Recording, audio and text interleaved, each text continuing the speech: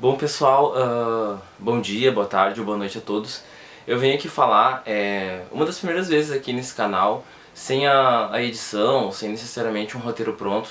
Eu venho falar com vocês sobre a condenação a réu do Bolsonaro pelo STF, pelo famoso e fatídico 8 de janeiro de 2024, ano passado, no qual a militância dele claramente, instruída por ele, tentou arquitetar ali um golpe de Estado. Em primeiro lugar, as pessoas têm pedido muito porque eu comente sobre isso, que eu fizesse um vídeo, e eu particularmente não gosto muito de falar sobre questões demasiado particulares da realidade, da conjuntura nacional, porque a conjuntura nacional, principalmente a brasileira, como a gente sabe, ela é muito maluca. Ela caminha muito rapidamente, ela se desenvolve muito rapidamente e ela muda de forma muito abrupta.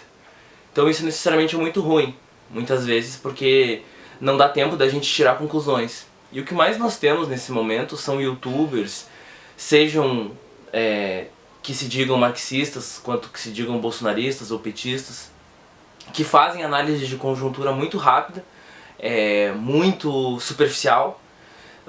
Posso até aqui citar alguns exemplos de personalidades que não fazem isso, né? Como o Nildo Ourix ou o próprio Gustavo Machado, do Orientação Marxista.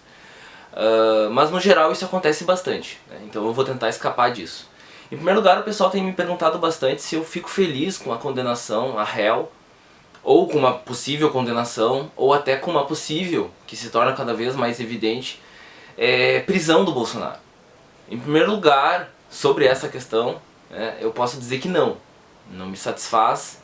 Obviamente, por ele ter sido um presidente que atacou de forma tão voraz a classe trabalhadora brasileira, eu não posso negar que a gente tem um pouco sim de felicidade de ver alguém que nem ele se dando mal, vamos dizer assim. Mas a gente também não pode esquecer que foi justamente a prisão do Lula, há uns anos atrás, que levou ele a se engrandecer de novo na conjuntura política nacional e até mesmo internacional.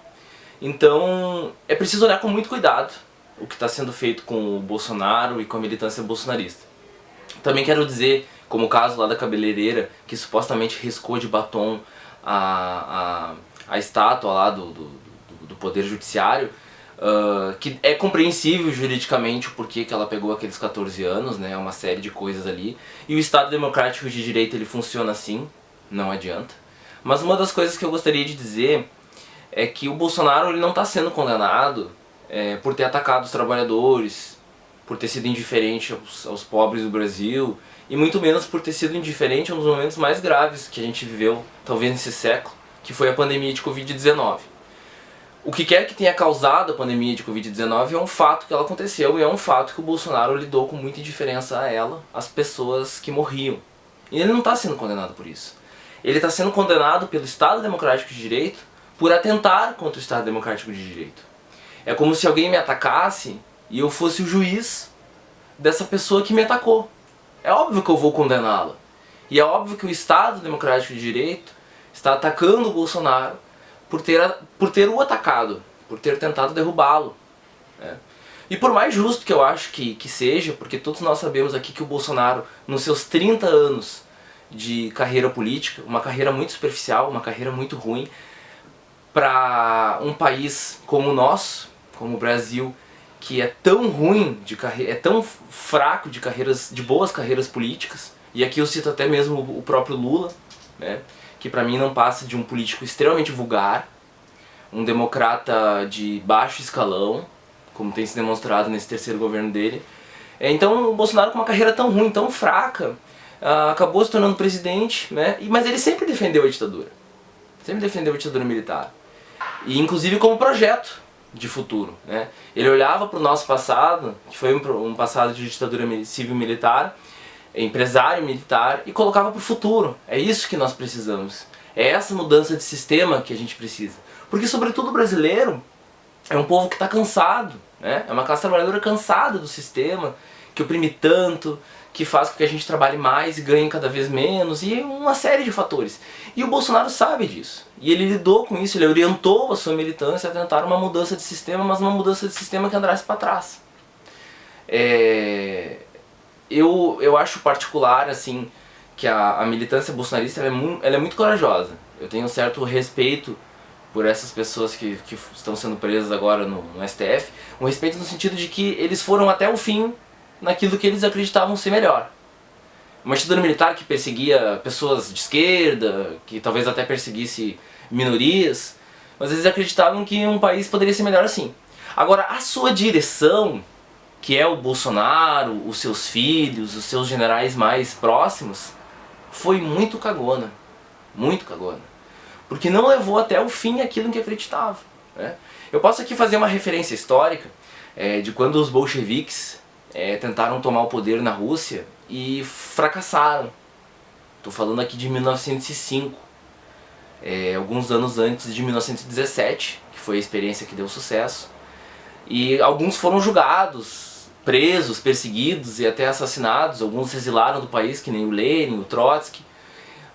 Mas todos eles defendiam, não, nós tentamos mudar o sistema, nós tentamos derrubar os imperadores, né, os Romanov, e sim, nós defendemos isso, nós defendemos essa mudança. O Bolsonaro, na sua defesa, seja do seu advogado ou enfim, mentiu que não tentou fazer isso, que é uma conspiração petista contra ele, né? A gente sabe que o PT hoje é um partido tão em frangalhos, tão fraco, que não consegue nem governar o país como conseguia uns anos atrás.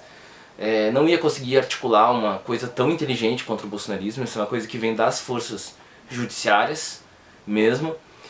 Mas fazendo esse paralelo com os bolcheviques em 1905, eles defenderam até o fim, que era aquilo que eles queriam, e tentaram de novo, né? Eu acho que sobretudo esse vídeo é para a militância bolsonarista, para ver que os seus dirigentes, na verdade, os abandonaram, né? E os abandonariam também se o projeto de ditadura militar, se essa coisa maluca tivesse sucesso, se essa coisa obtivesse a sua formulação final política. O bolsonarismo, ele sobretudo, tão ou mais retaguarda que o petismo na nossa sociedade. Ele, sobretudo, está pelos seus interesses.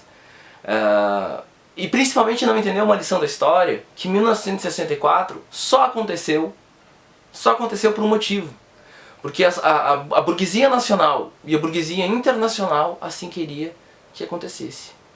E não era essa conjuntura em 2024, não é essa conjuntura em 2025. Pode ser que isso venha a mudar, pode ser que isso venha a mudar, de fato. Mas no momento não é isso que aconteceu ou que está acontecendo.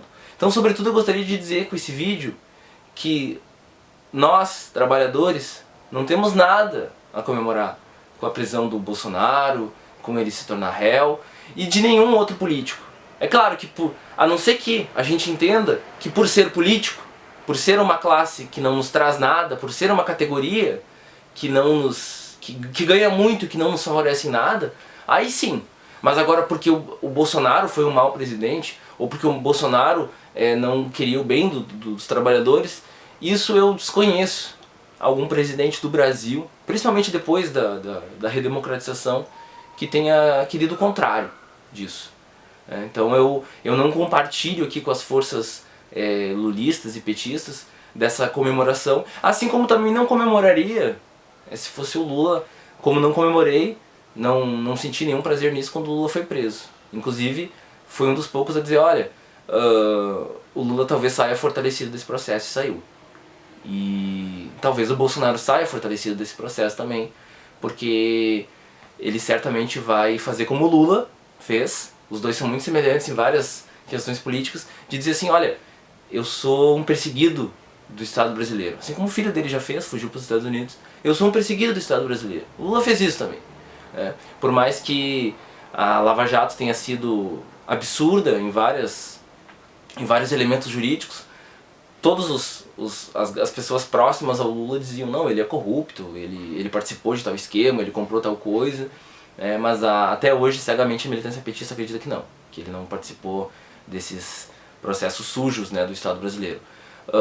O Bolsonaro igualmente faz a mesma narrativa, mostrando que o bolsonarismo e o lulismo, eles aparentemente podem estar distantes no quadro político nacional, mas na verdade eles estão muito mais próximos. Espero que isso tenha sido uma contribuição ao debate e muito obrigado por assistir.